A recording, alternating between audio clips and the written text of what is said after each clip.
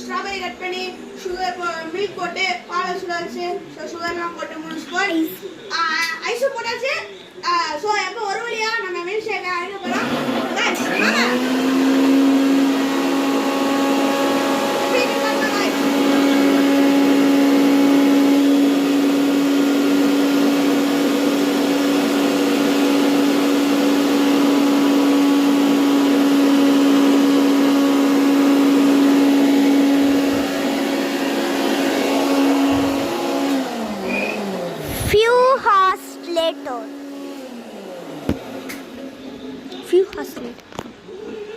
Guys ஒரு வழியா mixie நல்லா கிரைண்ட் ஆயிடுச்சு.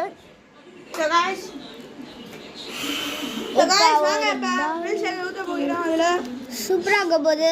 So guys சூப்பரா வந்திருக்கு நம்மளோட மில்க் ஷேக். ஓகே guys இத டேஸ்ட் பண்ணி